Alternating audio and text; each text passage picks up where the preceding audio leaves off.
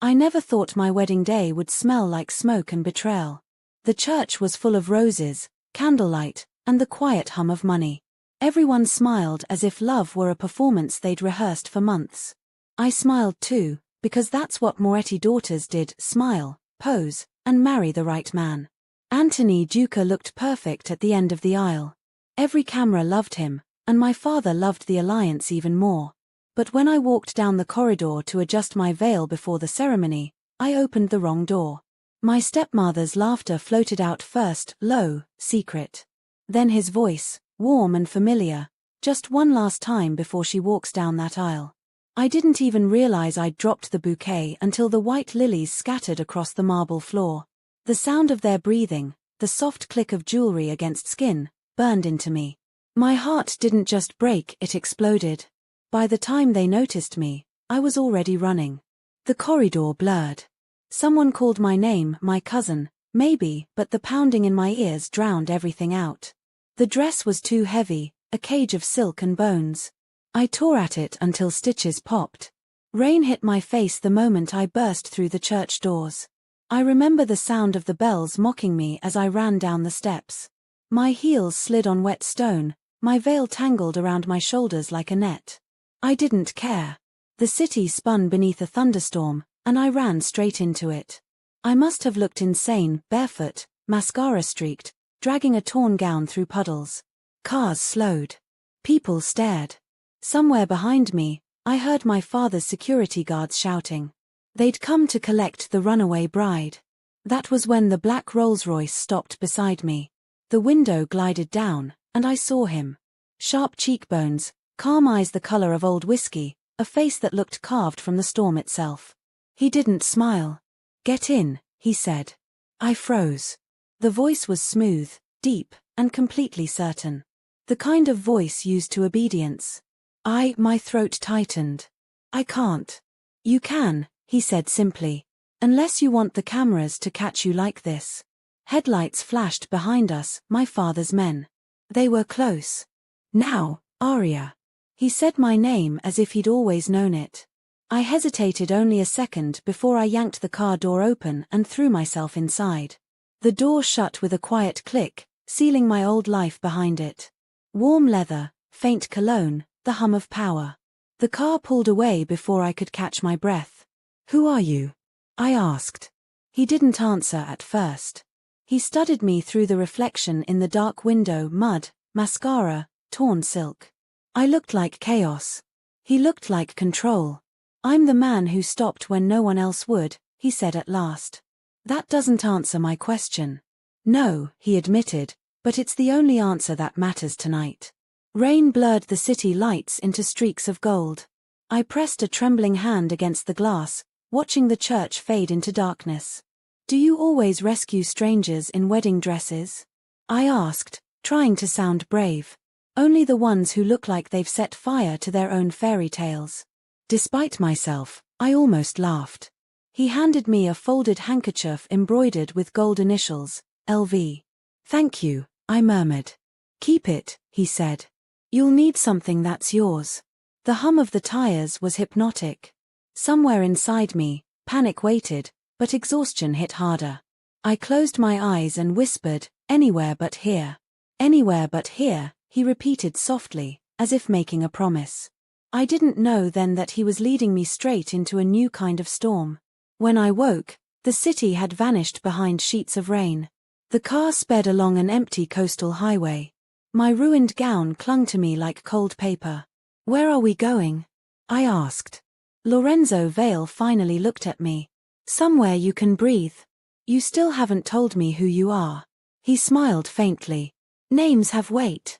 You'll sleep easier if you don't know mine yet." "Too late for that," I said. "I don't sleep easily anymore." He glanced at the newspaper lying between us.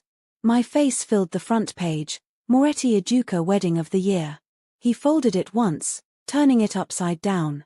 "Do you want to go back?" he asked. I thought of Anthony's hands on my stepmother, of my father's proud smile at the altar. "No." "Good answer." Lightning cracked over the sea. For a moment the car's interior flashed white, and I saw the faint scar that cut through his eyebrow, a small imperfection that made him more human, not less. "You're not scared of me," he said after a while. "Should I be?" He considered that. "Most people are. Maybe I'm too broken to be scared." He gave a quiet laugh, the kind that didn't quite reach his eyes. "Broken things can still be dangerous." Silence filled the car again, heavy and alive. The driver said nothing, the wipers kept their rhythm. I studied Lorenzo's hands, strong, calm, resting on his knees. Not wedding day hands. Hands that had seen violence. "You knew my name," I said suddenly. "How?" He nodded toward the discarded newspaper. "Hard to miss the Moretti princess when she vanishes from her own wedding." Princess. The word tasted bitter.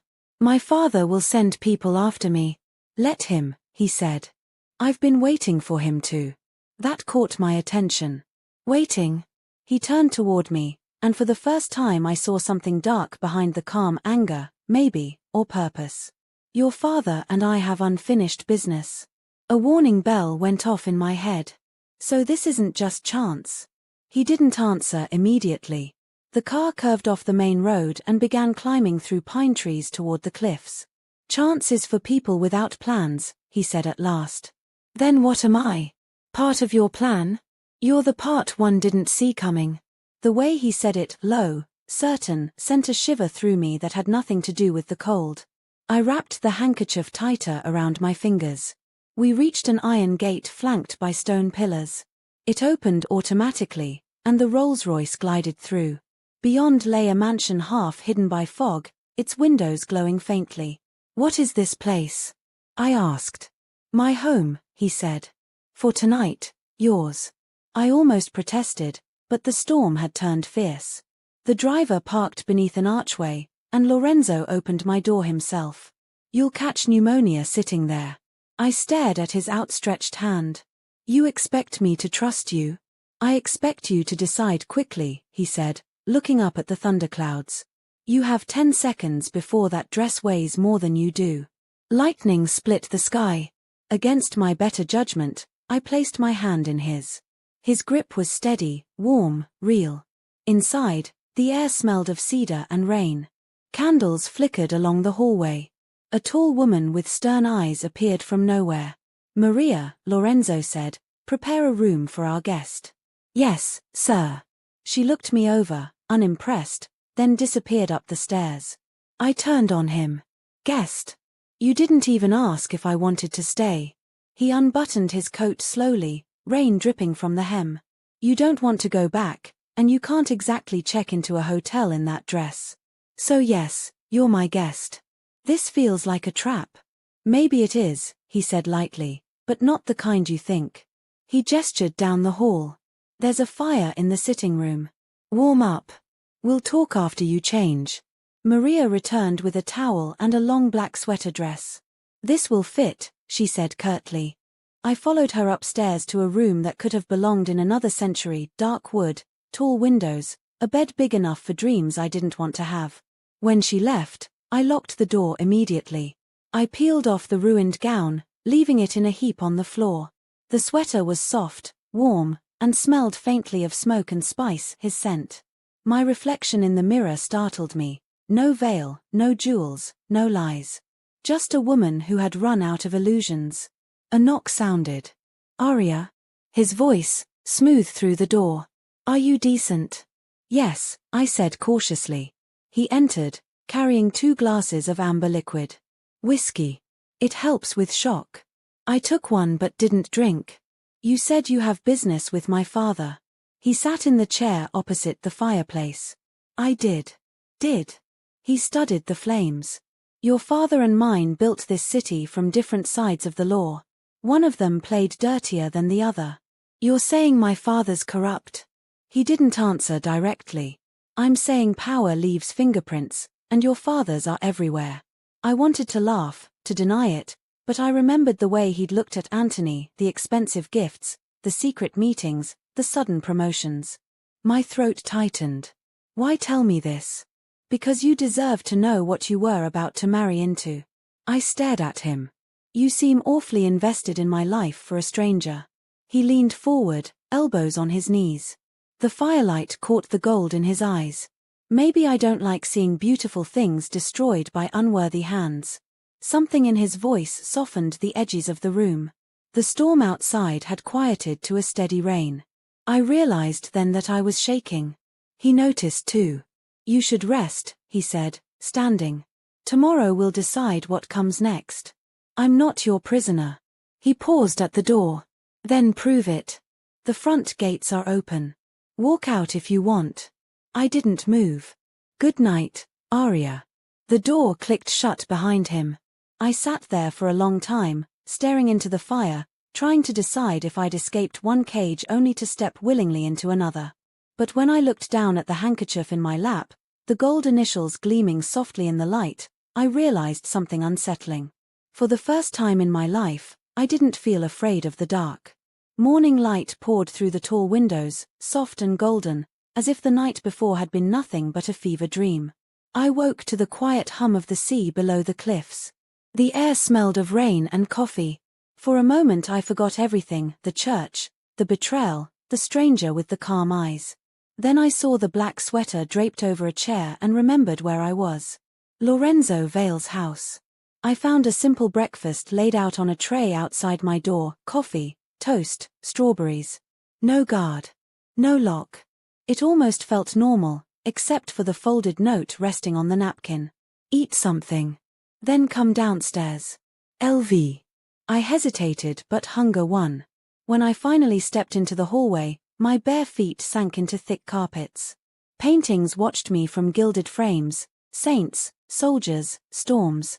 Everything about the house whispered power disguised as elegance. Lorenzo was waiting in the library, standing by a wall of books and dark glass.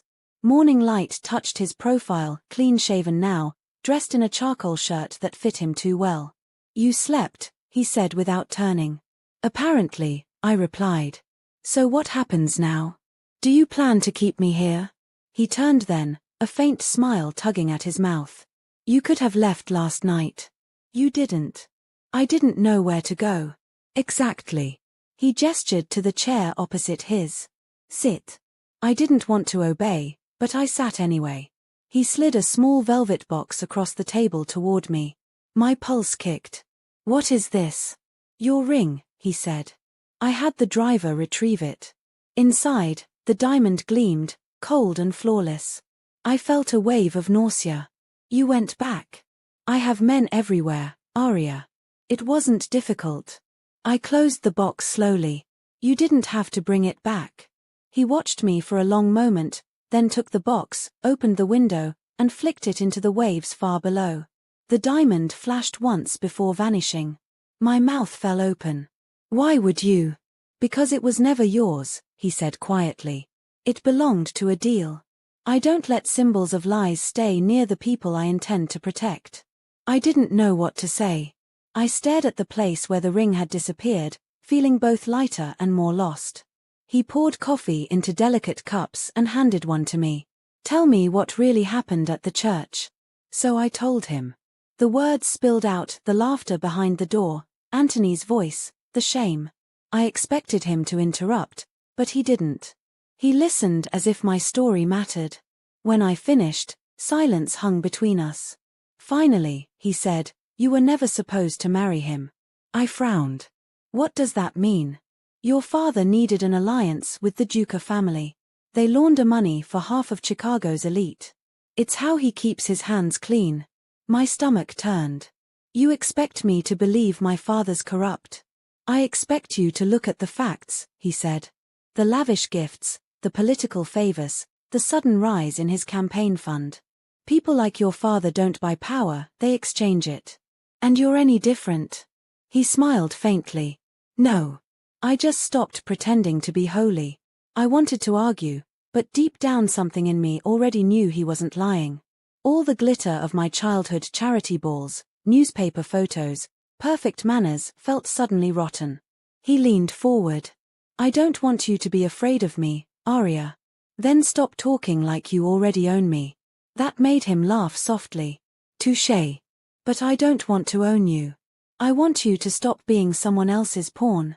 And you think hiding me in your mansion will fix that? I think it's the only place your father can't control you right now. His calmness infuriated me. You're unbelievable. I've been called worse, he said. Now drink your coffee before it gets cold. I sipped it despite myself. Strong. Bittersweet. Like him. He walked to the door, then paused. There's a dinner tonight. 8 o'clock. Wear something comfortable. Maria will bring options. I set the cup down carefully. A dinner. With you. With me, he confirmed. Consider it a truce. When he left, I exhaled a breath I hadn't realized I was holding. By evening the storm had cleared, leaving the air sharp with salt. Maria brought a black dress that fit as if it had been made for me. I didn't ask how she knew my size. The dining room looked like a cathedral of glass and shadows. Lorenzo sat at the far end of a long table, reading a file. When he saw me, he stood. You clean up well, he said. Is that your way of saying thank you for not running away? Exactly. He pulled out a chair for me. I sat, trying not to stare at the array of candles and silver. So, I said as plates appeared, is this where you tell me what you really want? He smiled slightly. You make it sound ominous. Isn't it? He set his fork down. Fine. I want to understand why a man like your father keeps trying to destroy everything I build. Maybe because you're a criminal. And his what, saintly? His tone hardened. Tell me, Arya, do you really think justice in this city is pure? I didn't answer. I couldn't. Your father put one of my men away for 20 years last month, Lorenzo continued. Evidence vanished, witnesses recanted. You think that happens by coincidence? I swallowed. You sound like you're planning revenge.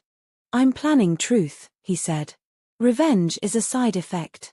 He reached into his jacket and placed a small flash drive on the table between us.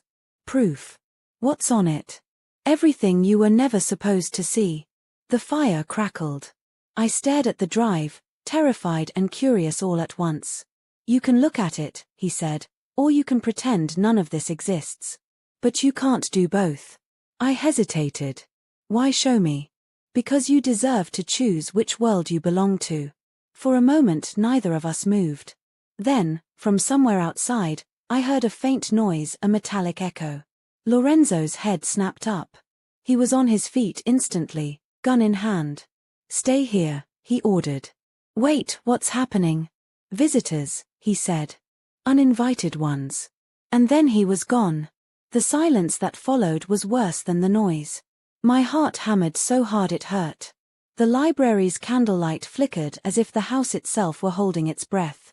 I waited, 1 minute, 2, 5. Distant footsteps echoed, then voices, low and sharp. I couldn't make out words. Every instinct screamed at me to stay put, but curiosity and fear won. I left the dining room and followed the corridor toward the sound. At the end of the hall, a heavy door stood slightly open. Through the gap I saw Lorenzo speaking to 2 men dressed in black. They looked like soldiers, not police. She's here, one of them asked. She stays untouched, Lorenzo said. Make sure they understand that. The man nodded and disappeared down another hallway. Lorenzo turned suddenly, and our eyes met through the narrow opening. I gasped and stepped back. The door swung wide. You were supposed to stay put, he said, lowering the gun but not his guard. I heard, my voice shook. Who are they? Security, he said shortly. Security for what? He hesitated, then sighed. For you. I don't need. You do, he cut in. Your father's people were at the gate. They've already told the press you were abducted. What? By me, he added dryly. I stared at him. He's lying. Of course he is. But lies spread faster than truth. By morning the whole city will think I dragged you from that church at gunpoint. My knees felt weak. So what now? Now you stay hidden until I can prove who's really pulling the strings. I can't just vanish. You already have, he said quietly. The sooner you accept that, the safer you'll be. He guided me back toward the main hall. The mansion looked different now, less like a refuge, more like a labyrinth. Every shadow seemed alive. Where exactly are we? I asked. Outside the city, near the coast. Private land. I stopped walking. You planned this. He turned to face me. Planned what? Finding me. He didn't deny it. I knew your wedding would happen. I didn't know you'd run. So if I hadn't, I would have found another way to reach you. Why me? I demanded. Why not just take the evidence to the authorities? He smiled faintly. You still believe the authorities aren't bought? I wanted to scream. Instead I said, you're playing a dangerous game, Mr. Vale. He stepped closer. So are you, Miss Moretti. His nearness made it hard to think. I could feel the heat of him, the controlled strength. His voice dropped lower. I don't want to hurt you, Aria. But I won't let anyone else do it either. I met his gaze. And what if I don't trust you?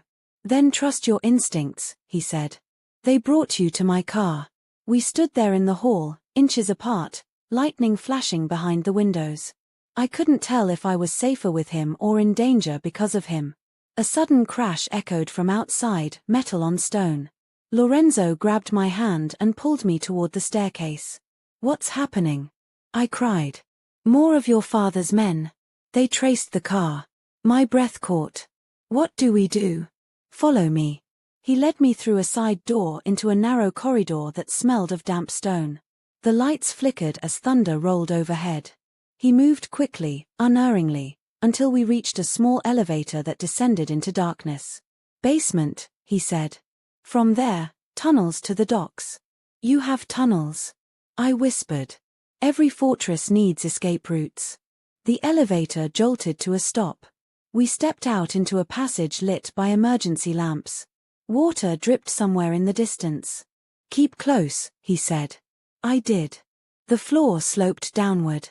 Behind us came faint shouts, the slam of doors. At last we reached a metal door that opened to the outside air. The rain had eased, leaving mist over the sea. A small boat bobbed at the dock below. Lorenzo pressed a set of keys into my hand. If I don't come, start the engine and head north. What about you? I'll hold them off. No, I said sharply. I'm not leaving you. He gave a grim smile. You don't even know me. I know you saved me. For a moment, something raw flickered in his eyes. Then he took my hand, lifted it to his lips, and said quietly, Go, Aria. You deserve to choose your own ending. Before I could answer, he turned back toward the house, gun raised. I stood frozen, rain soaking my hair, watching him disappear into the fog. Another explosion of sound, shouts, a gunshot echoing up the cliffs. That broke me free. I stumbled down the path to the boat, heart in my throat. The key slid into the ignition. The engine roared to life. I looked once more toward the mansion, its windows flashing with fire and chaos, and then I pushed the throttle forward. The boat surged into open water. Wind whipped through my hair. The island lights faded behind me. I didn't know if Lorenzo was alive or dead, savior or criminal. All I knew was that I had left one world of lies for another that was darker, stranger, and somehow more honest. And for the first time in my life, the darkness felt like freedom. Almost equals 2,000 words total for chapters 3 to 4. Sure, here's the continuation, elaborating chapters 5 and 6 in the same first-person voice, mature tone, and clear narrative style, almost equals 2,000 words total. Chapter 5, Dinner with the Devil. I didn't see Lorenzo again until the next evening. The day passed like a half-remembered dream, silent halls, the distant sound of the sea, and Maria appearing at intervals with food I couldn't eat. The mansion felt enormous without him in it, beautiful, but suffocating. By 8 o'clock, I had convinced myself that I'd leave. Just walk out. Take the car, the road, anything. Then he appeared in the doorway. He looked different from the night before, calm again, precise, as if the chaos of the raid had been nothing but a passing inconvenience. A navy suit, no tie, the top button undone. Everything about him was controlled except his eyes. Those still burned. You came, he said simply. You told me to. That's not why, he said. You could have run. He gestured toward the dining room, and I followed. Candles glowed on the table, Soft music played from somewhere unseen. The scent of rosemary and lemon filled the air. I hesitated. Am I a guest, I asked, or a hostage? Tonight, your company. He smiled faintly. Sit, Arya. I sat because I didn't know what else to do. He poured wine into 2 glasses and slid one toward me. Don't worry, he said, reading my hesitation. It's not poisoned. Forgive me if I'm not eager to test your sense of humor. He laughed softly. Fair enough. We ate in silence for a few minutes. The food was too perfect, I barely tasted it. I couldn't stop thinking about the gunfire the night before, about how calm he'd been in the middle of it. Who was he really? He set his glass down. You haven't asked the question. Which one? The one burning behind your eyes. Why I was outside that church. Fine, I said. Why were you? Business. He paused. Your father. What about him? He sentenced one of my men. 20 years. The evidence was manufactured, but it served a purpose, your father's reputation for being incorruptible. That's ridiculous, I said. My father's. A judge, Lorenzo finished for me. An untouchable man with a spotless record. And yet, somehow, his bank accounts don't match his salary. I clenched my hands under the table. You don't know anything about him. I know enough, he said. I know the wedding wasn't about love. It was about sealing a deal between the Morettis and the Ducas. A judge and a family of defense attorneys, both with something to hide. I opened my mouth to deny it, but the words stuck. My mind flashed to Antony's expensive suits, the untraceable gifts my father accepted, the unspoken tension at every family dinner. He leaned forward. Tell me, Arya. Did you ever wonder why your fiancé's firm handled so many of your father's cases? I don't. Yes, you do, he said quietly. You've always known something was wrong. You just didn't want to see it. The truth cut deeper than I expected. I set my fork down, unable to meet his eyes. Why are you telling me this? I asked finally. Because ignorance will get you killed. His voice softened. And because I don't lie to you. He reached into his jacket and pulled out the flash drive again. It gleamed like a secret between us. Everything is on here, he said. Your father's dealings, the money trail, the people he's destroyed. Why show me this? I whispered. Because you deserve a choice. His gaze caught mine and held it. You can take this and walk away, or you can help me expose him. I don't even know if I can believe you. Then test me, he said. I'll give you names. You'll see for yourself. He rose and circled the table until he stood behind me. The air shifted, I could feel the heat of him close to my back. He leaned forward, speaking just above my ear. I didn't pull you into this, Arya. You ran straight into it. Remember that. I turned slightly, close enough to see the faint scar along his jaw. And what exactly is this? A war, he said simply. And now you're in it. He moved away again, and the spell broke. The wine tasted stronger now. Or maybe I was shaking too much to tell the difference. So what happens to me? I asked. If I'm caught here with you? He studied me for a long moment. Then the world will believe the lie your father's already telling, that you were kidnapped by a criminal. And I'll become the villain who took the judge's daughter. I met his eyes. Aren't you? Something flickered behind his calm mask. Pain, maybe. Not to you, he said. I didn't know whether to believe him. But for the first time since my world collapsed, I wanted to. He raised his glass, the faintest smile curving his mouth. To inconvenient truths. I hesitated, then clinked my glass against his. And to dangerous company. The sound was soft, almost intimate. The kind of sound you couldn't take back. The night was quiet except for the storm outside. The mansion had grown strangely warm, even the air felt heavier. I should have been exhausted, but adrenaline hummed under my skin. Lorenzo had excused himself to take a call, leaving me alone at the long table. The flash drive still sat between the empty plates. Its presence felt alive, like a secret daring me to touch it. I reached for it.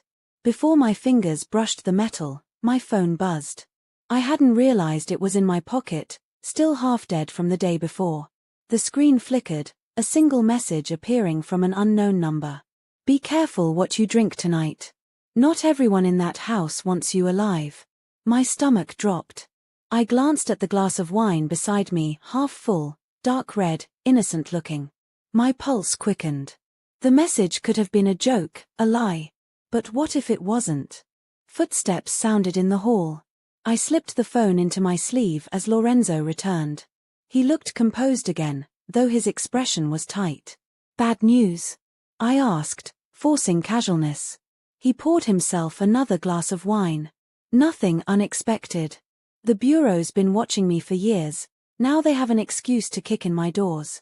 I tried to read his face, but he was impossible to read. So what happens now? Now, he said, we wait for the storm to end. He offered me the bottle. Refill? I hesitated. I've had enough. His eyes narrowed slightly, but he said nothing. He took a sip of his own glass instead. The way he drank, calm, confident, made me feel foolish for doubting. Still, the warning replayed in my mind. Who else lives here? I asked. A handful of staff. Most have been with me for years. Anyone I should worry about? He tilted his head. If I thought that, they'd already be gone. The answer didn't help. He set his glass down and leaned forward, elbows on the table. You're scared. Shouldn't I be? Of me, he asked. Of everything. Something in his expression softened. You've been through hell, Arya. I'm not your enemy. Then what are you? He smiled faintly. A realist. One who happens to think you deserve better than a lifetime of pretending. I wanted to believe him, but the world outside was full of sirens, and the world inside was full of secrets. Lightning flashed through the windows. For a moment his face was all sharp lines and shadows. You should rest, he said finally. Tomorrow we'll talk about your father. I rose. My chair scraped against the marble. And if I decide to leave? The gates will open for you, he said simply. But be warned, there's no going back to who you were. I turned toward the door. Maybe that's the point. His voice followed me down the corridor. Careful, Arya. Freedom is more dangerous than captivity. I didn't sleep. The warning text kept replaying in my mind. Sometime after midnight, I slipped out of the room. The house was silent except for the rhythmic crash of waves below. I followed the faint glow of light coming from under the library door. Lorenzo was inside, alone, speaking softly on the phone. No, she doesn't know yet, he said. A pause. Yes. If they make another move, we'll respond in kind. I froze. She doesn't know yet. My pulse thudded in my ears. He ended the call and turned toward the window. The reflection in the glass caught me. You're awake. I couldn't sleep, I said quickly. Who were you talking to? He didn't answer immediately. Then, a friend. We have a problem. What kind of problem? The kind that comes with flashing lights. He gestured toward the window. I stepped closer and saw them, far off, beyond the cliffs, tiny specks of red and blue weaving through the darkness. Police. I whispered. Your father's version of them, he said. Federal task force. They'll reach the gate in 20 minutes. What do we do? He turned to face me, utterly calm. You're going to disappear. What? He crossed to a bookshelf and pressed something hidden behind it. A section of the wall slid open, revealing a narrow passage descending into darkness. This leads to the docks, he said. There's a speedboat waiting. Head north for 20 minutes, then east to the small island. There's a cottage. Wait for me there. Wait, are you coming? If I can, he said. But if I don't look back. I can't just leave you. You can, and you will. His tone softened. Please, Arya. Don't argue. The word please from him felt like a command wrapped in vulnerability. I stepped toward the hidden passage, then stopped. How will I know you're alive? He gave me a small, almost sad smile. You'll know. The sirens outside grew louder. The whole house seemed to hold its breath.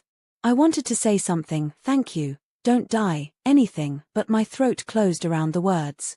Instead, he reached out and touched my cheek lightly, "Go," he said. I went. The passage was cold and damp. My footsteps echoed against stone. Behind me, muffled voices shouted, then the first sharp crack of gunfire split the night. I ran faster. The tunnel opened onto the docks, where the small speedboat waited just as he'd promised. I climbed in, hands shaking, and started the engine. The boat leapt forward into the dark sea. The mansion loomed behind me, its windows flashing with gunfire and lightning. The world I'd known was gone, burning, unraveling, or both. I gripped the wheel and aimed toward the horizon. Maybe he'd live. Maybe not. But somewhere between the thunder and the waves, I realized that I wasn't running anymore. I was choosing. The sea had no mercy that night. Wind tore at my hair as the small boat sliced through black water. Waves slapped the hull, cold spray stinging my face. Every heartbeat sounded like a gunshot. I didn't dare look back, though flashes of light, police sirens or lightning, I couldn't tell, still burned on the horizon behind me. I clung to the wheel and remembered Lorenzo's last words: head north for 20 minutes, then east. Don't stop. I had no watch, no compass, only the trembling stars. My hands shook so badly that I nearly dropped the keys more than once. My wedding ring finger felt strange without the weight of the diamond he'd thrown into the sea. The storm had washed away everything that used to define me. Minutes passed, or maybe hours. When the wind finally eased, silence fell, thick and absolute except for the engine's steady hum. My soaked dress clung like a second skin. I was cold to my bones, but some stubborn spark kept me moving. A light appeared in the distance, a faint golden pinprick against the darkness. The island. Relief hit so hard my eyes stung. I throttled down and let the boat drift toward a small wooden dock. Pines framed the shoreline. A single cottage stood near the water, its windows dark. When I cut the engine, the quiet was deafening. "Okay," I whispered to myself, climbing out. "Just breathe." The dock groaned under my weight. I half expected someone to emerge with a gun, but the island was still. I found a lantern hanging by the door, unlit but filled with oil. A box of matches sat beneath it, dry and waiting. Someone had prepared this place for me. Inside, the cottage smelled of cedar and salt. The furniture was simple: stone fireplace, small kitchen, shelves lined with books. A blanket lay folded across the couch, as if someone had used it recently. On the counter sat a mug, a half-finished glass of whiskey, and a leather jacket draped over the chair. Lorenzo's jacket. The sight of it broke whatever strength I had left. I slid to the floor beside the couch and let the tears come. Not gentle ones, the hard, gasping kind that burn.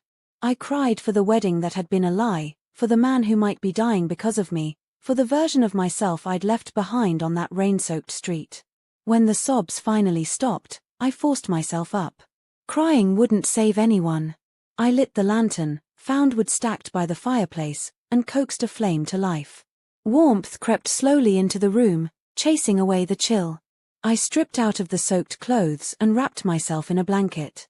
On a peg by the door hung a heavy sweater, black, soft, smelling faintly of Lorenzo's cologne. I hesitated, then pulled it on. It hung past my thighs, the sleeves swallowing my hands. In the quiet glow of the fire, I found coffee and filled the kettle.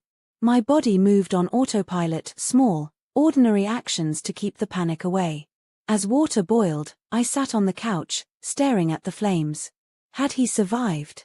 The last I'd seen, he was turning back toward the fight. He'd told me to run, but every instinct screamed that I'd left him behind. I hated myself for it. When the kettle whistled, I poured a cup and carried it to the window. Across the dark water, I could still see faint flickers of red and blue near the cliffs. They looked so far away, like another life entirely. The coffee scalded my tongue, but I drank it anyway. The heat kept me awake. Exhaustion fought with adrenaline until I couldn't tell which would win. I must have drifted at some point because the next thing I knew, dawn light crept through the curtains. My head jerked up at the sound of a door opening. Footsteps, slow, heavy, deliberate. My pulse spiked. I grabbed the nearest thing I could find, a fire poker, and turned toward the entry. Lorenzo stood in the doorway. He looked nothing like the immaculate man I'd met days ago. His shirt was torn and dirty, his face shadowed with stubble, and a dark stain spread across his side. Blood. Lorenzo, I breathed, dropping the poker. You're alive, he said, his voice rough. Barely. He tried to smile, but it twisted into a grimace as he stumbled inside. Instinct took over. I rushed to him. You're hurt. It's nothing. It's bleeding. Still nothing. I caught his arm and steered him toward the couch. Sit down before you fall down. He obeyed, which scared me more than anything. Lorenzo Vale didn't obey anyone. Up close, I saw the wound, an ugly graze along his ribs, still seeping. You need a hospital. He laughed weakly. A hospital comes with questions. Questions come with handcuffs. I can clean it, I said. But it's going to hurt. I've been shot before, he murmured, half smiling. I found a first aid kit in the bathroom cabinet. My hands shook as I disinfected the wound. He didn't flinch, just watched me with unreadable eyes. The faint tremor in his breathing was the only sign of pain. Keep pressure on it, I said, tearing gauze into strips. Yes, doctor. Don't joke right now. He tilted his head. You look like hell, Arya. Thanks. You're bleeding on my borrowed sweater. That earned a real smile. It looks better on you. I taped the bandage as gently as I could. There. Now maybe you won't die in my living room. He leaned back, closing his eyes for a moment. You followed directions better than I expected. You call abandoning you following directions? If you'd stayed, you'd be dead. Or worse, back in your father's hands. The mention of my father made my chest tighten. What happened back there? They raided the house. Bureau agents, your father's men, maybe both. I got most of my people out. Some didn't make it. His expression darkened. They wanted me alive. Probably to make an example. Of what? He opened his eyes, meeting mine. Of what happens to anyone who stands between Richard Moretti and his power. For a long moment, neither of us spoke. The fire crackled softly. You saved me, I said finally. He looked away. Don't make me a hero. I don't qualify. I didn't say hero. I said you saved me. There's a difference. That made him look back at me, something unreadable flickering behind his calm mask. Then we're even, he said quietly. You saved me tonight. I wanted to deny it, but the warmth in his voice silenced me. I poured him a cup of coffee, then sat beside him on the couch. What happens now? I asked. Now we wait, he said. Your father will claim you were kidnapped. He'll paint himself as the victim. But the real game starts when the news cycle turns. And you? He gave a tired smile. They'll hunt me. They always do. I stared into the fire. You can't stay here forever. No, he said. But for now, this is the safest place in the world for both of us. His words should have scared me. Instead, they felt like a promise. By the time the sun climbed over the horizon, Lorenzo was asleep on the couch, his breathing deep and even. I covered him with a blanket and stepped outside. The morning air was cool, fresh, and full of gull cries. From the dock, the lake stretched endlessly, a mirror of pale gold. For the first time in days, there was no sound of engines or sirens, just wind, water, and space to think. When I returned inside, Lorenzo was awake, sitting up with one hand pressed against his side. You shouldn't move, I said. I've had worse mornings. He nodded toward the window. You didn't run. Would it matter if I did? He looked genuinely curious. Would it? I thought about it. Probably not. You'd find me. He smiled faintly. You're learning. I made breakfast, toast, eggs, coffee. He watched me the whole time, not like a man used to being served but like someone seeing something unfamiliar. You know, he said, most people would have screamed or tried to hit me with something last night. I considered it. The poker lost appeal when you started bleeding. He chuckled, winced, then waved off the pain. You're different. Different how? You don't panic the way most do. Maybe I'm just tired. Or maybe you've finally stopped pretending to be what your father wanted. The words hit harder than they should have. You don't know anything about me. He held my gaze. I know enough to see you're freer now than you've ever been. I didn't reply. Instead, I slid the plate toward him. Eat before it gets cold. He obeyed, surprisingly. After a few bites, he said, they'll come looking again. Your father won't stop. Then we'll have to be ready. He raised an eyebrow. I'm done hiding, I said. If he wants a war, fine. But I'm not letting him write my story again. He studied me, then nodded once. Then you'll need to understand the truth first. What truth? He reached for his jacket and pulled out a folded sheet of paper. Proof your father's campaign funds were wired through accounts linked to Duca Enterprises. Offshore. Illegal. The drive I gave you has more. My stomach turned. This is real. As real as it gets. I sank onto the couch, staring at the documents. My whole life was built on lies. That's how dynasties survive, he said. They build castles out of secrets. Then why are you helping me tear his down? He looked at me for a long moment. Because I want you to see the world the way it really is. Not the way men like him want you to believe it is. There was a raw honesty in his voice that scared me. It wasn't seduction. It was conviction. He shifted, grimacing as the wound pulled. I reached out without thinking, steadying him. His hand caught mine, warm despite everything. Careful, Arya, he murmured. You keep doing that, and I might forget to let you go. You already weren't planning to, I said softly. He smiled, but there was sadness in it. No. But I'd rather you stayed because you wanted to, not because you had nowhere else to run. I didn't answer. The silence between us said enough. Later, when he fell asleep again, I wandered through the cottage. On one of the shelves I found a photograph, black and white, edges worn. A younger Lorenzo stood beside an older man, both in suits, both serious. The resemblance was undeniable. His father, I realized. The back of the photo was dated 20 years earlier. A note in elegant handwriting read, "To my son. Remember what they took from us." Something about it chilled me. Lorenzo wasn't just fighting corruption, he was avenging something. When I returned to the main room, the fire had burned low. He stirred at the sound of the door and opened his eyes. Find something interesting? Your past, I said quietly. Or part of it. He sighed, running a hand through his hair. My father built the foundation of the Vale Syndicate. Then the law, your father's law, tore it apart. He called it justice. I called it theft. So this is revenge. Justice, he corrected. Revenge is emotional. I deal in balance. And me? What am I in all this? He looked at me for a long time before answering. The unexpected variable. That night, as the fire dimmed, I sat at the window watching stars tremble on the surface of the lake. The world felt suspended, too quiet, too fragile. Part of me wanted to believe that we could stay like this, hidden from everything. But deep down, I knew peace never lasted around men like Lorenzo Vale.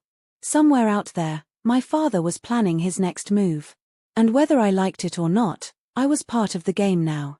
As the wind rattled the shutters, I whispered into the dark, let them come.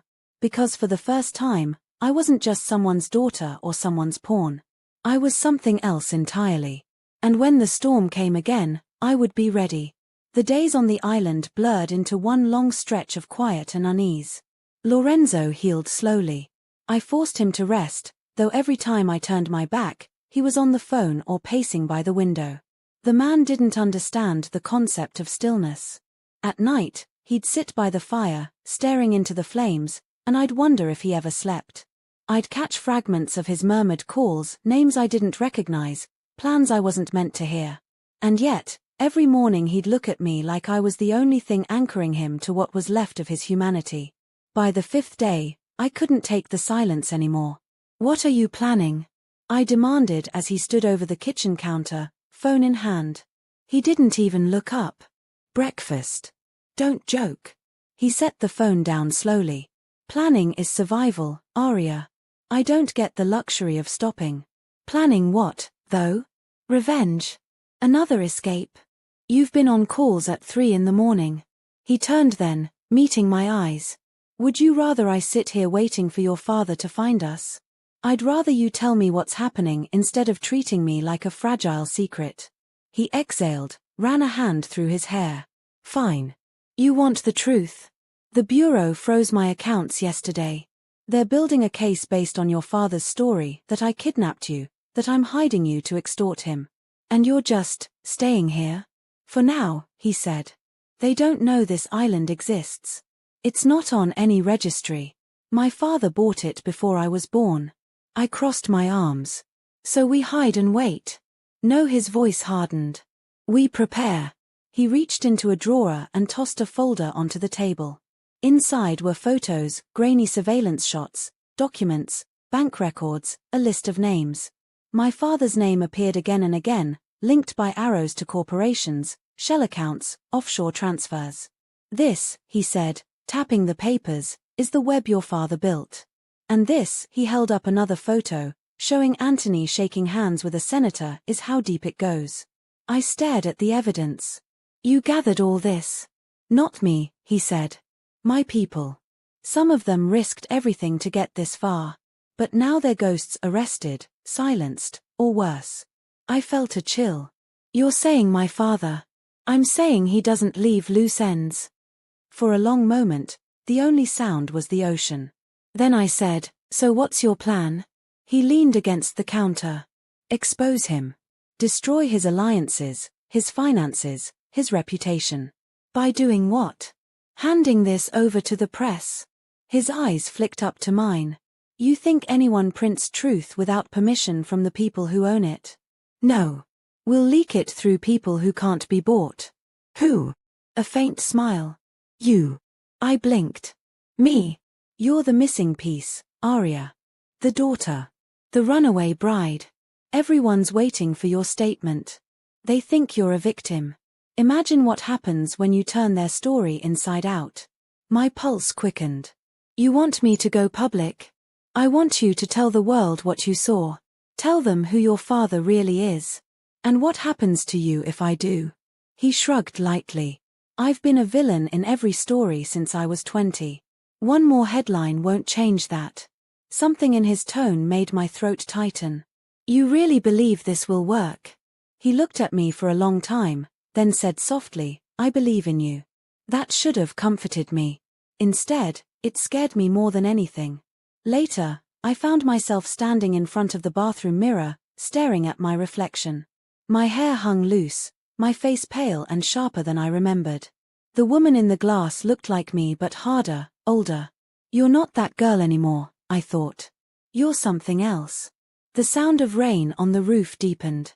Lorenzo was outside, talking again, his voice low and tense. I caught fragments, shipment, evidence trail, timing. When he returned, I said quietly, you've made enemies that could kill us. He set his jacket down. They already want me dead. They'll hesitate with. For now. For now. Until your father decides you're a liability. The words hung in the air like smoke. I felt the floor tilt beneath me. Then what are we doing here, Lorenzo?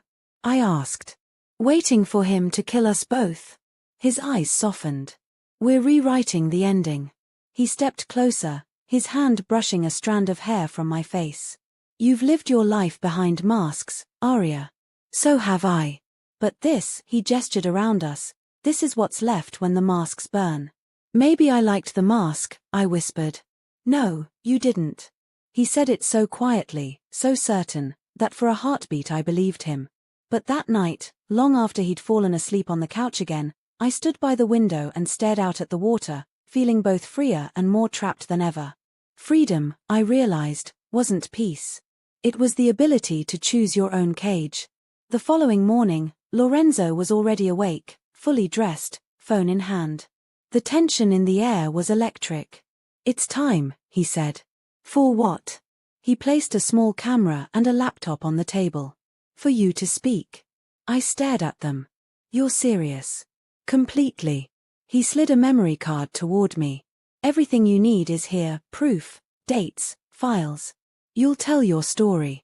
We'll stream it. Once it's live, the Bureau can't bury it. Every reporter in the country will have to chase it. My stomach twisted. You're asking me to destroy my father's life. He met my gaze. He destroyed yours first. I turned away. The idea terrified me, going public, revealing everything, being hunted by both sides. But deep down, I knew he was right. There was no going back to silence. What if no one believes me? I asked quietly. They will, he said. Because the truth sounds different when it's spoken by someone who's lost everything. He showed me how to start the stream. The setup was simple, precise, like everything he did. But as I sat in front of the lens, my hands trembled. Breathe, he said. Forget the camera. Talk to the world like it's just one person who needs to hear you. I nodded, swallowing the fear, and pressed record. The screen light blinked red. My name is Aria Moretti, I began. My voice shook, but I didn't stop. And this is not the story you were told. I spoke about the wedding, the lies, the betrayal. About running into a stranger's car because it was safer than standing under my father's roof. I told them about the money, the corruption, the system built to protect men like Richard Moretti. And when I mentioned Lorenzo, I didn't call him a villain. I called him the man who opened my eyes. When I finished, the air in the room felt thin. Lorenzo pressed a key, sending the video live to dozens of encrypted channels at once. Within seconds, the view count started to climb. 10, then 50, then thousands. It's done, he said softly. I stared at the screen, watching as comments flooded in, some disbelief, some outrage, some calling for justice. My name was trending within minutes. The world had just met the runaway bride who exposed her father. Lorenzo shut the laptop. Now we move. Move where? He grabbed a duffel bag from the corner. Your father will know within the hour. He'll send people. We need to stay ahead of them. I hesitated, adrenaline and terror twisting inside me. And if they catch us? Then I'll do what I've always done, he said. I'll protect what's mine. We packed quickly. I shoved the remaining documents into a waterproof bag while he loaded weapons and cash. Outside, the air was heavy with the smell of rain again. As we stepped onto the dock, a sudden buzz came from his phone. He glanced at the screen, face tightening. What is it? I asked. He didn't answer immediately. Then he turned the screen toward me. A news alert glowed across it. Judge Richard Moretti under federal investigation following leaked video. Sources claim daughter Aria Moretti alive. I stared, disbelief and dread colliding. It worked. It started, Lorenzo corrected. Now comes the fallout. He tossed the phone into the water. No more tracking. From now on, we vanish. But where will we go? He looked east, toward the rising sun. Anywhere the law doesn't reach. We boarded the boat, the island shrinking behind us as the engine roared to life. The wind whipped through my hair. For a brief, wild moment, I felt weightless. But as we left the coastline, I couldn't help looking back. The cottage stood small against the horizon, our brief sanctuary already fading into memory. Do you regret it? He asked suddenly, watching me. Which part? Choosing this. I met his eyes. Ask me again when I'm free. He smiled faintly. You already are. I didn't answer. The open sea stretched before us, endless and uncertain. For the first time in my life, I wasn't running toward safety. I was running toward the unknown. The wind carried his voice to me as he steered us into the sunrise. Ready for the next chapter, Aria? I looked at him, the man who had turned my world upside down, and whispered, I already turned the page. The horizon swallowed the island behind us, and ahead, a new storm brewed in gold and crimson light. Whatever waited beyond it, I knew one thing for certain. There was no going back. By the time we reached the mainland, the world had changed. We docked in a small fishing town miles from anywhere familiar. The sun was rising, but the sky looked bruised, pink and grey, heavy with rain. Lorenzo tied up the boat, glanced at me once, then at the horizon. Don't speak to anyone, he said. If they ask, we're travelers, nothing more. Travelers don't look like they've escaped a war, I said. He smiled faintly. Then try not to look like you. We walked through the narrow streets, past shuttered shops and the smell of salt and diesel.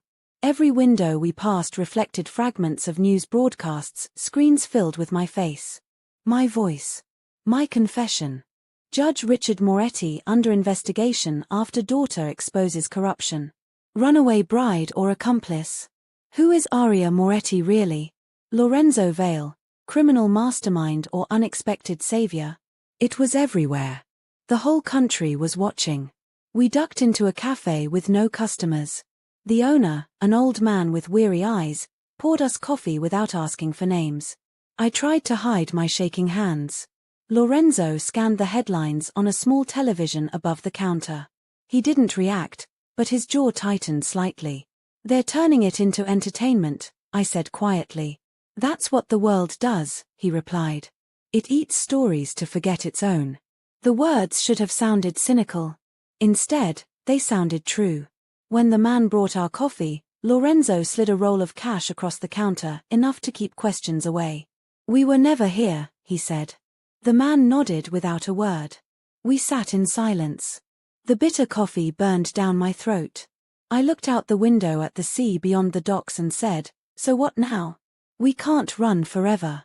He leaned back, eyes half closed. We don't run. We adapt.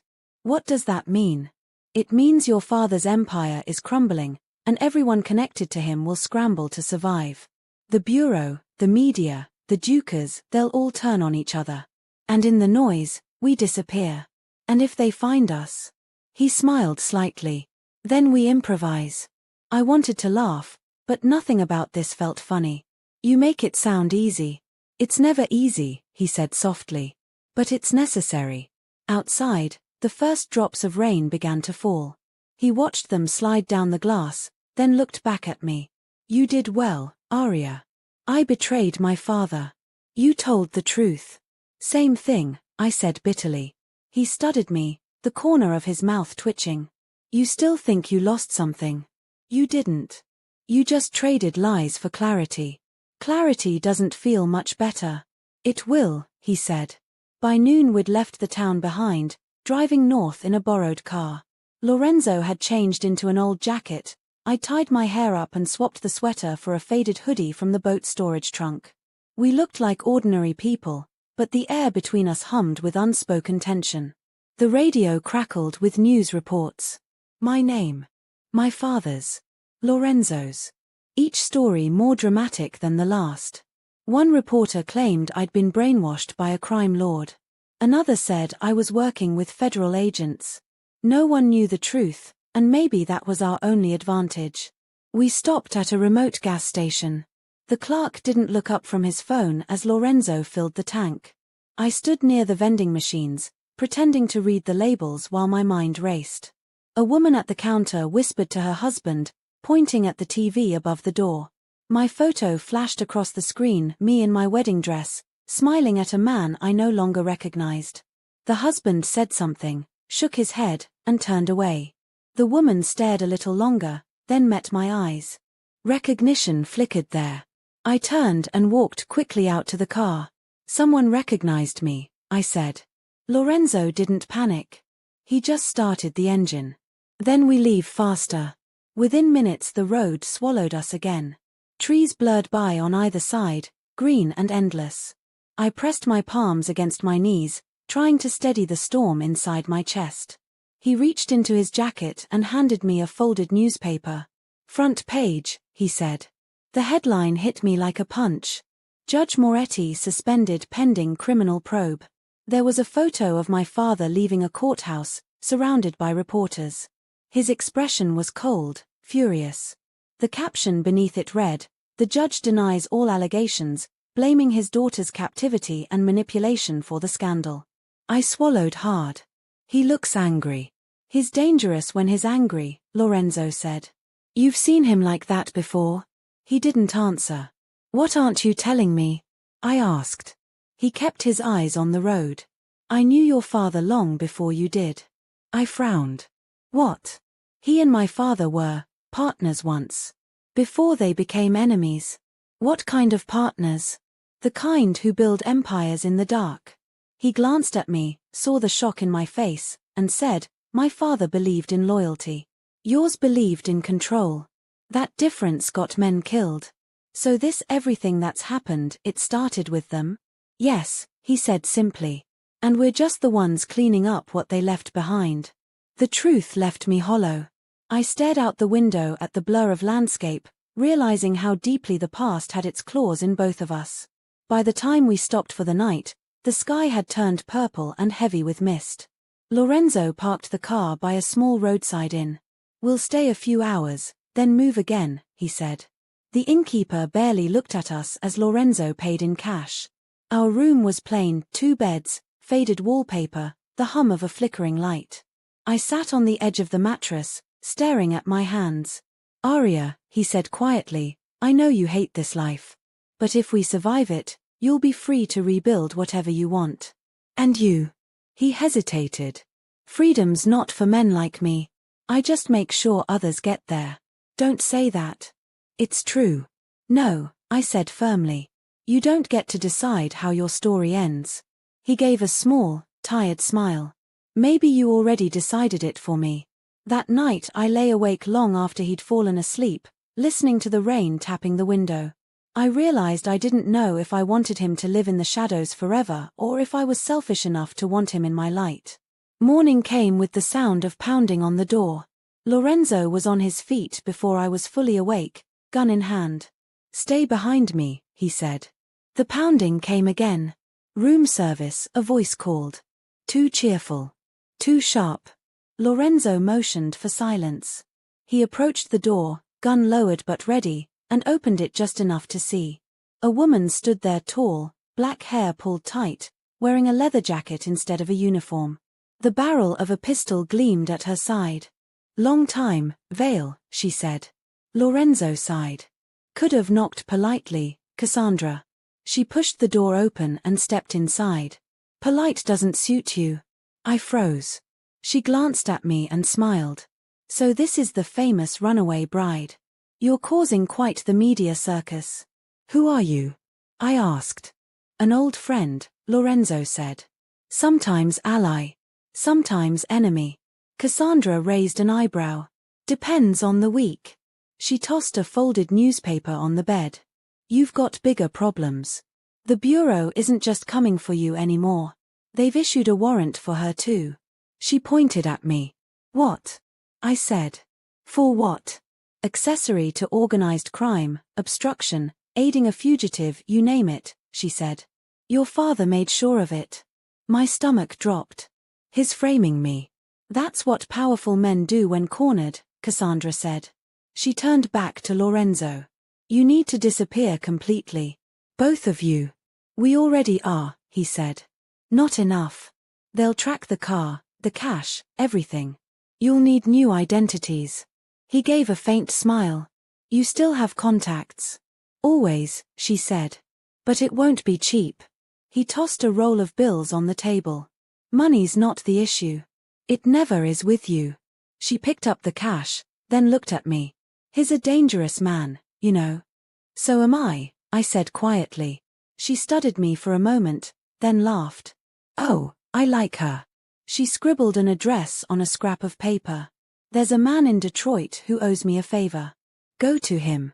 He'll fix everything, names, passports, records. But don't contact me again after that. I don't want my fingerprints on this. Lorenzo nodded. Thank you. Cassandra smirked. Don't thank me yet. If they catch you, I was never here. Then she was gone. Lorenzo locked the door behind her. We leave in 10 minutes. I stared at the paper in his hand. Detroit. That's hours away. Then we'd better drive fast.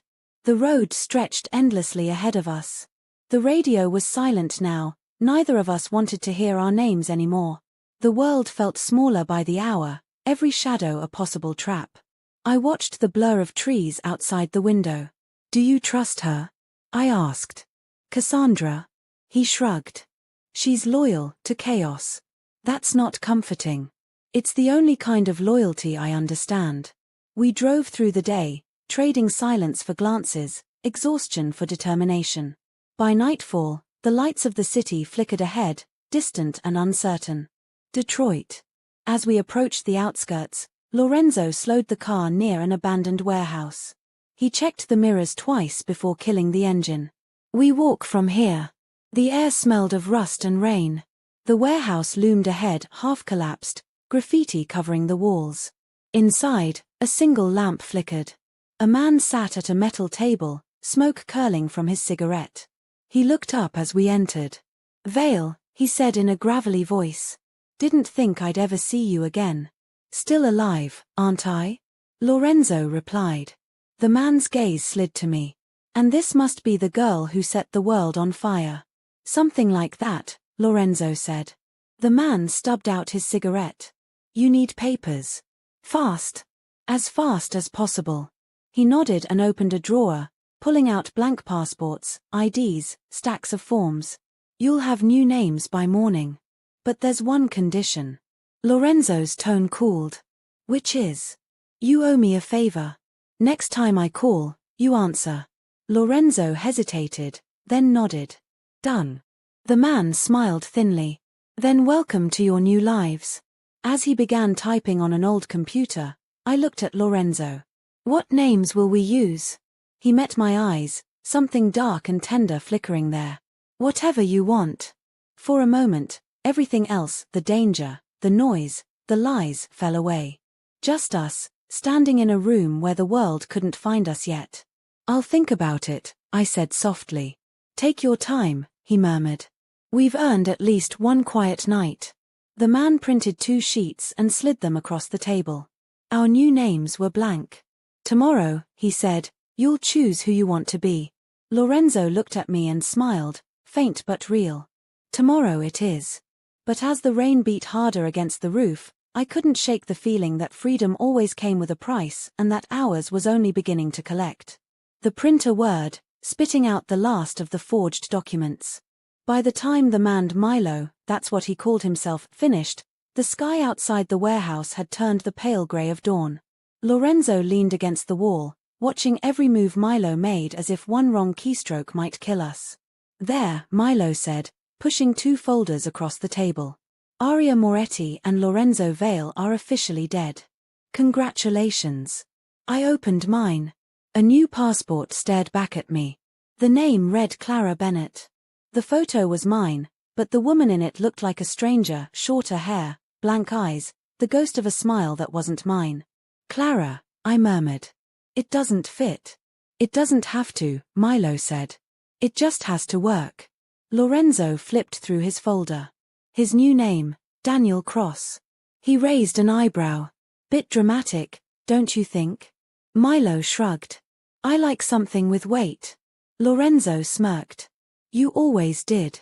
"You two are clear to move by morning," Milo said, lighting another cigarette. "But you didn't hear this from me. The bureau's got roadblocks on every major highway. They're looking for a black sedan, late model. You'll need a new car before sunrise." "We'll handle it," Lorenzo said. Milo exhaled smoke, studying him. "You always do. Just don't come back here. My debts don't include repeat customers." Lorenzo nodded once. "Understood." We left as the first thin streaks of sunlight cut through the clouds. The city smelled of metal and rain. My hands trembled slightly as I clutched the folder. "Clara Bennett," I said quietly. "You think I can pass for her?" "You can pass for anyone," Lorenzo said. "That's not comforting." It wasn't meant to be. He walked ahead toward a line of abandoned cars parked behind the warehouse. He stopped at an old Jeep and tested the handle. It opened easily. Within minutes, he had it hot-wired and running. "Get in," he said. I climbed into the passenger seat. The engine coughed, then steadied into a low growl. As we pulled onto the cracked road, I looked back at the warehouse disappearing into the mist. Another place we could never return to. "Where are we going?" I asked. "West," he said. "Small towns, less eyes. And after that?" He didn't answer immediately. "After that, we start over." The way he said we made my chest tighten. We drove in silence for hours. The radio stayed off. Every few miles he'd glance in the rearview mirror, scanning for tails that never appeared. The tension sat heavy between us. At last, somewhere along the edge of farmland, He pulled off onto a gravel road that wound between rows of trees. A small cabin stood ahead, half hidden by overgrowth. An old safe house, he said. Used to belong to one of my father's men. It was small, weathered, and smelled faintly of wood smoke and thyme. But it was dry and out of sight. We unpacked what little we had: 2 bags, the folders, a few supplies. As he checked the windows, I stood by the fireplace, staring at my new identity. Clara Bennett, I whispered again. Who is she supposed to be? Whoever you need her to be. And you?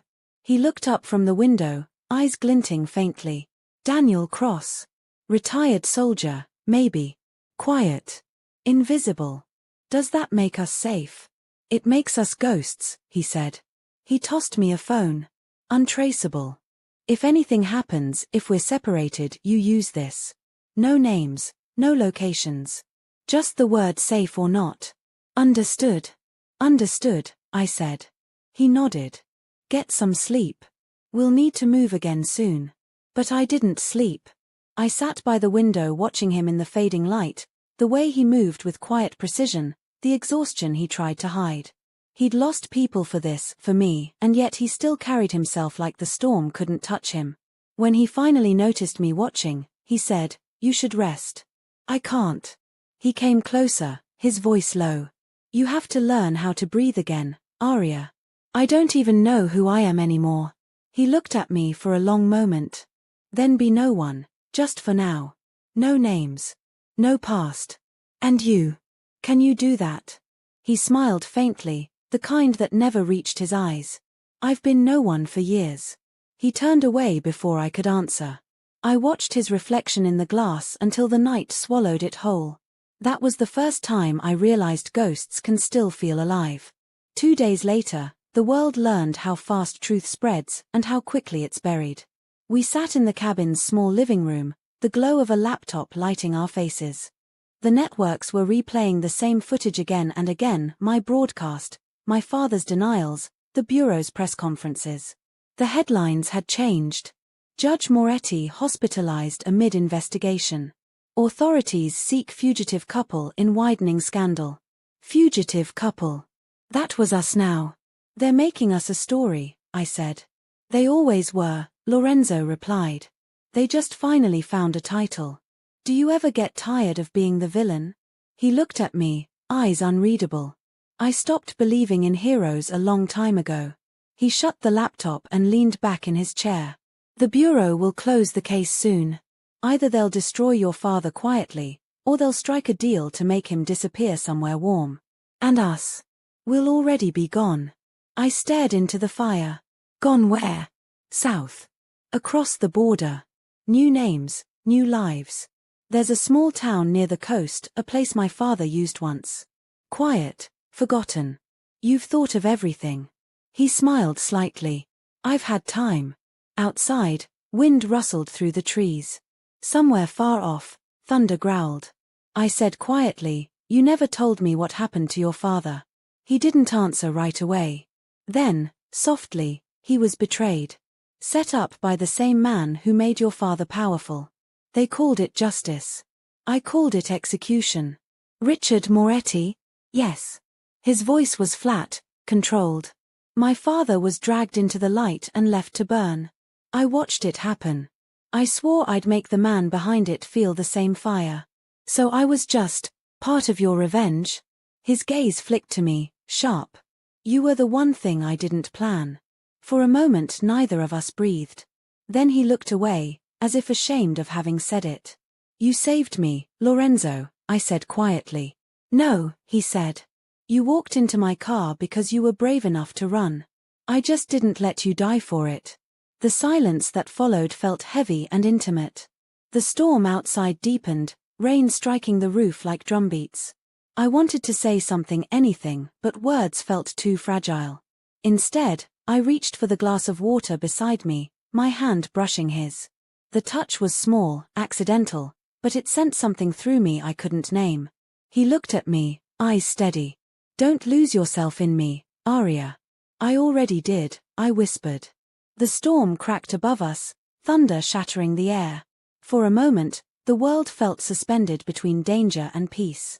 He stood suddenly, pacing toward the window. We should leave by morning. They'll track the jeep soon. I nodded. I'll pack. He turned back, the faintest smile on his lips. You always adapt faster than you think.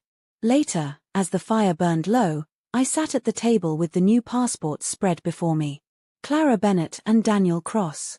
Two ghosts waiting for dawn. I traced the edges of the papers, realizing they were our only proof of existence now. If we died tomorrow, no one would know our real names. What if we don't make it? I asked quietly. From across the room, his voice came, calm and low. Then they'll tell a story anyway. People like us never really die, we just become legends someone else will rewrite. He said it without pride or regret. Just truth. When I finally lay down, I couldn't sleep. The sound of the rain softened, fading into the rhythmic hush of the woods. I turned toward him, he was sitting by the window again, watching the darkness. Lorenzo, I whispered. He looked over. What if we really did disappear? No plans, no war, no past. Just, gone. He studied me for a long moment, then said, would that be enough for you? I didn't know. I think so. He smiled faintly, almost tenderly. Then maybe it will be. For the first time in what felt like forever, the storm passed without leaving ruin behind. Morning would come soon, bringing new names, new dangers, new beginnings. But for that one small piece of night, we weren't fugitives or conspirators or ghosts. We were just two people who had survived the fire, waiting for whatever came next. By dawn, the rain had stopped. The forest outside shimmered with dew, and the air smelled sharp, like the world was rinsed clean. We packed in silence, only the sound of zippers, the rustle of bags, and the faint hum of Lorenzo's phone as he checked for updates. No news. No calls. Just static. He slipped the phone into his pocket and said, we leave now. I tied my hair back, glanced once around the cabin.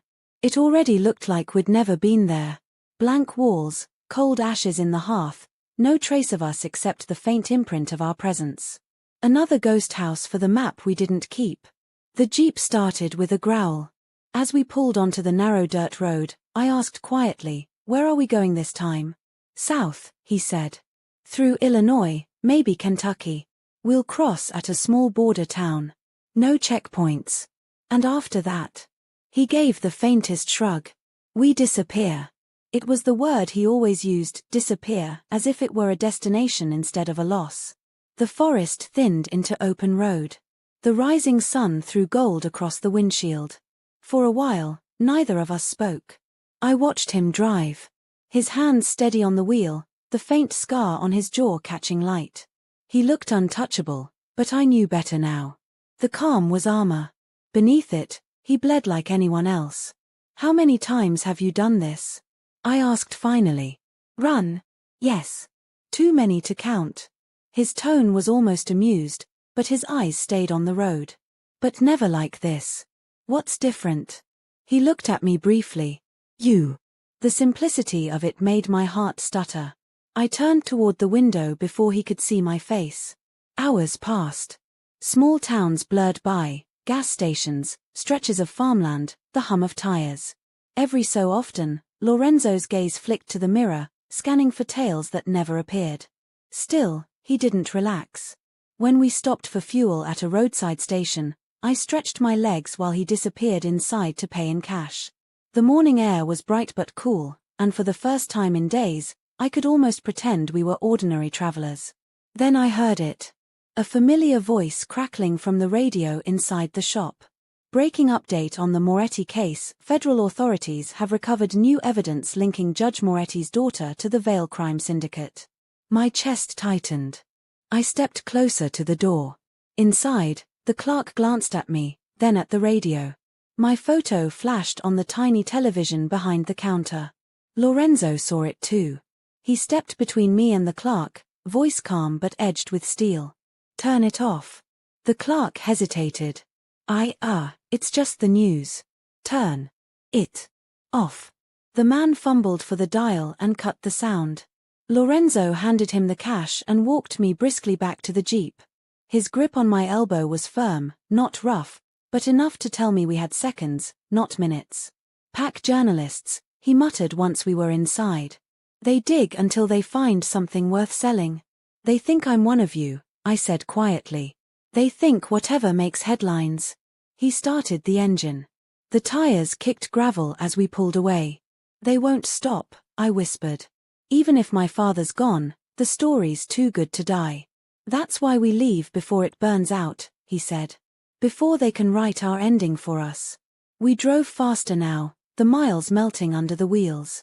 The road turned wilder, narrower, until the woods swallowed it again. My pulse steadied only when the last radio tower disappeared behind us. By afternoon, the horizon opened into flat plains and quiet skies. He slowed at a crossroads, then turned west. Borders close, he said. A few hours more. You sound like you've been here before. I've been everywhere before, he said softly. We reached the town by dusk. It was barely a handful of streets, half the buildings boarded up, the others faded by time. A diner with flickering neon was the only sign of life. Lorenzo parked behind an old truck. We eat, we rest, then cross at dawn. The diner smelled like coffee and oil. A waitress with tired eyes handed us menus without recognition. The simplicity of it almost made me laugh, how normal it felt to order pancakes and eggs when the world outside wanted our heads. He watched me across the table, unreadable. You look lighter. I'm trying to remember what it's like not to be hunted. Do you? He asked. I smiled faintly. Not yet. He reached for his coffee. You will. Halfway through the meal, an old man at the counter turned his head, studying us. I felt the weight of his gaze and stiffened. Lorenzo noticed too. Without a word, he reached under the table and touched my knee, subtle, grounding. The man looked away. When we finished, Lorenzo left a large tip and rose. Let's go before curiosity turns into memory. Outside, the night air was cool. We walked in silence until we reached the car. I looked up at the stars, clear, endless. Do you ever think about stopping? He leaned against the Jeep, watching the horizon. Every day. But I never do. Why not? Because every time I stop, someone dies. I looked at him. You think that's fate? No, he said. Just consequence. The wind caught his hair, the faint silver of his scar glinting under starlight. He looked both alive and haunted, a man who'd carried too many ghosts. And somehow, I knew I'd become one of them. We left before sunrise. The road south wound between fields and quiet farms, the light just beginning to touch the hills. Lorenzo's jaw was tight, he hadn't spoken in miles. The radio was off again, but his silence spoke loud enough. Something was wrong. What is it? I asked. He didn't answer at first. Then, the bureau froze another account. They traced one of the safe houses. Not this one. No, he said. But close enough. I turned to face him. What happens if they find us before we cross? He gave a small, humorless smile. Then we make them regret it. I frowned. You always sound so sure. Because doubt gets you killed. The highway narrowed into dirt. Ahead, a faded sign warned private land, no trespassing. Lorenzo slowed, then veered off the road entirely, guiding the Jeep down a path through tall grass. After 20 minutes, the grass opened to reveal a small bridge, wooden, old, spanning a thin river that shimmered in early light. Beyond it, another road, unmarked, leading into trees. That's the border? I asked. One of them, he said. A forgotten one. He parked, cut the engine, and got out. We walk from here. We crossed the bridge on foot, bags slung over our shoulders. The air was cold, full of mist. Halfway across, he paused, listening. What? I whispered. Engines, he said. 2, maybe 3. I heard it then too, the distant growl of vehicles approaching from the north. My stomach clenched. They found us. He grabbed my hand. Run. We sprinted across the bridge, the boards creaking under our weight. Behind us, the roar of engines grew louder. I didn't look back, I just ran, lungs burning, the world narrowing to the sound of breath and footsteps. Lorenzo pulled me off the path into the trees.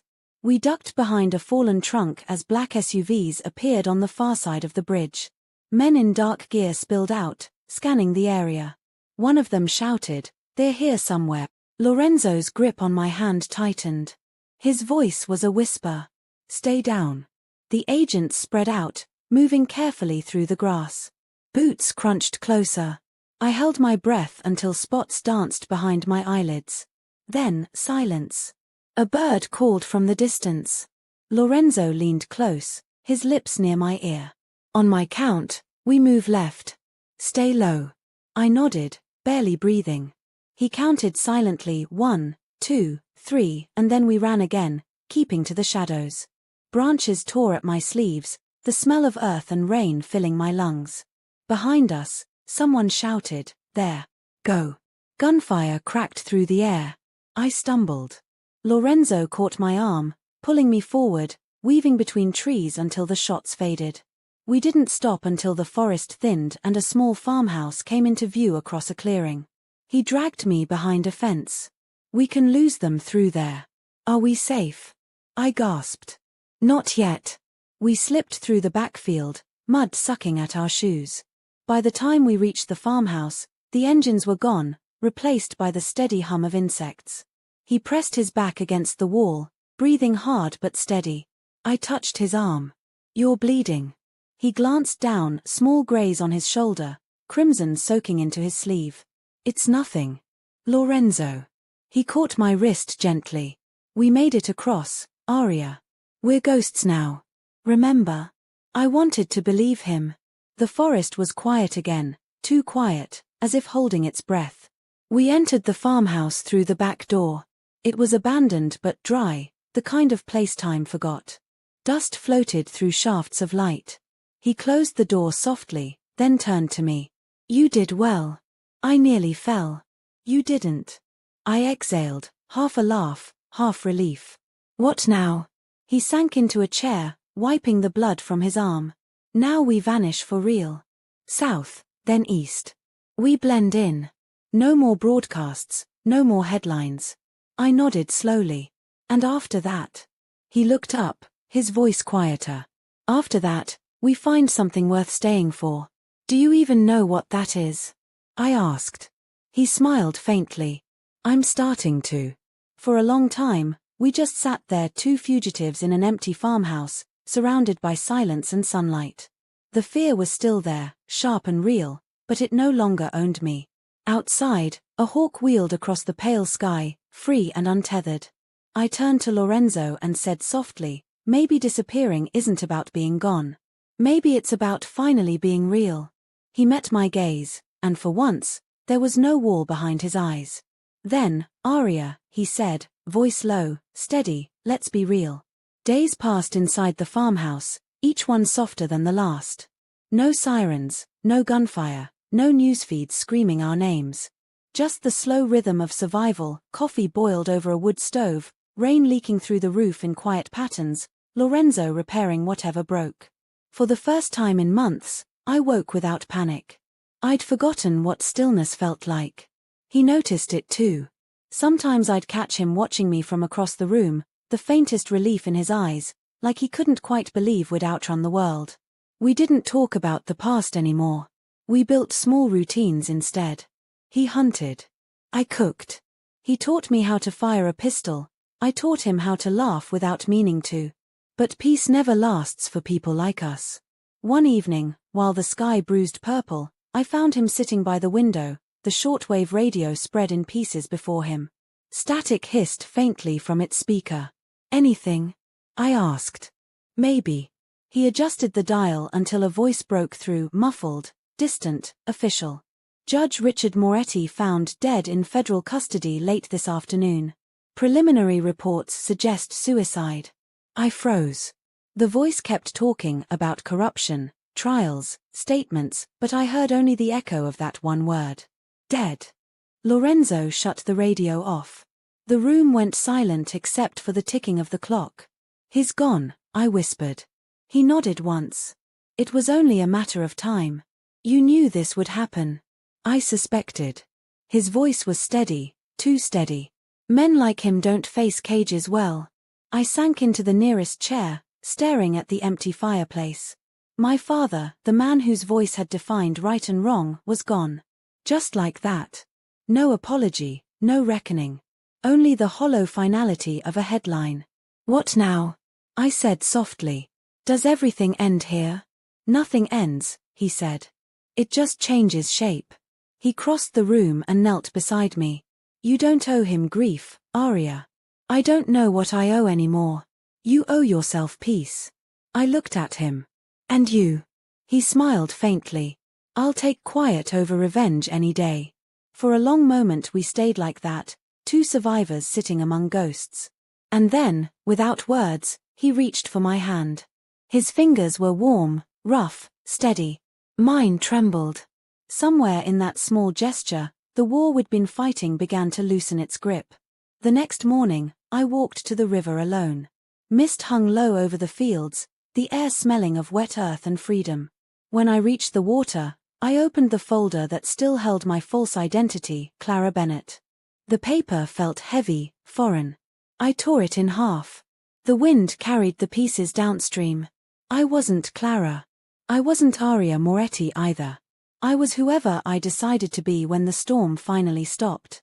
When I returned, Lorenzo was outside splitting wood.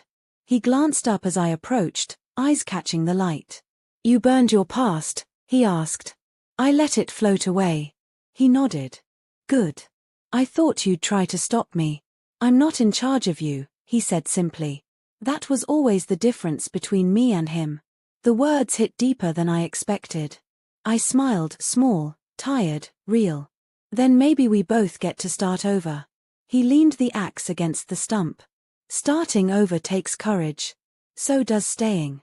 "Then stay," he said. The world went quiet around us.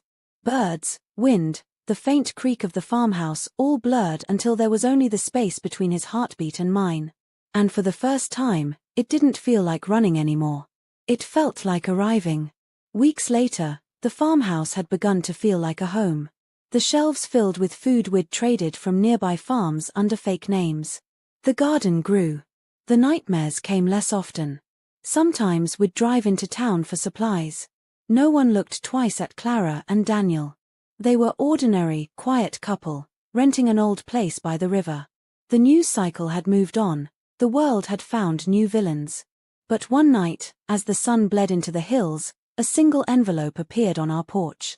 No name, no return address, just a wax seal pressed with an unfamiliar crest. Lorenzo turned it over in his hands. "No one should know we're here."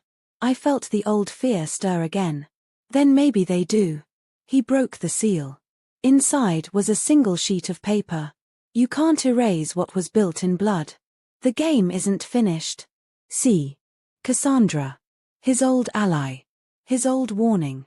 He folded the letter slowly. "She knows we're alive." Is that bad? It means the past isn't done with us. He tossed the paper into the fire. The edges curled, turned black, vanished. "She won't come here," I said. "She won't have to," he replied. "She'll wait until we step back into the light." I crossed my arms. "Then we don't." He looked at me, expression unreadable. "You'd live like this forever? Hidden? Rootless?" "If it means living, yes." He studied me for a long time, then nodded. "Then we make our own rules." That night, we sat on the porch watching the stars break through the dark. Crickets sang. The world felt impossibly ordinary. "Do you ever think about what we left behind?" I asked. "Every day," he said. "But I think about what's ahead more." "What is ahead?" He turned to me, his voice low, certain. "Whatever we decide." The simplicity of it felt like the truest promise he'd ever made. A month later, we left the farmhouse before dawn. No running this time, just leaving. The Jeep was gone. We'd traded it for an old pickup. The road stretched east, endless and open. Fields rolled past, golden under morning light. I watched the horizon grow brighter. "Where are we going?" I asked. He smiled. "Anywhere that isn't somewhere." I laughed softly. "That's not an answer. It's the only one that fits." We drove until the map ended, until towns became dots and the ocean smell drifted on the wind again. We stopped near a cliff overlooking the water, the same sea that once swallowed my ring and my old life. I stepped out, wind whipping my hair. Full circle. He joined me, hands in his pockets. Fitting, isn't it? I nodded. You ever think we were supposed to meet that night? He didn't hesitate. No. I looked at him, surprised. No. I don't believe in fate, he said. But I believe in choices. You made one, and so did I. I smiled faintly. And look where it got us. He glanced at the horizon. Alive. For a long while, we stood there in silence, the wind loud and endless. Behind us lay every lie we'd burned. Ahead was only ocean and sky. He turned toward me then, eyes softer than I'd ever seen them. You still afraid of the dark? Not anymore. Good, he said. Because we're about to walk straight into it. He reached out his hand. I took it. Together we walked down the narrow path that led toward the beach, two names that didn't belong to anyone anymore, two ghosts finally learning how to live. As we reached the sand, I looked back once. The world we'd escaped was somewhere beyond the horizon, still spinning, still hungry for stories. Let them tell whatever version they needed. Ours didn't belong to them anymore. Lorenzo squeezed my hand. Ready? I smiled. I already was. The tide rolled in, erasing our footprints almost as soon as we made them. And for the first time, the erasure didn't feel like loss. It felt like freedom. The story doesn't end here, it just slips into the shadows. Make sure you're here when it returns. Subscribe, turn on notifications, and join the story before the next secret is revealed.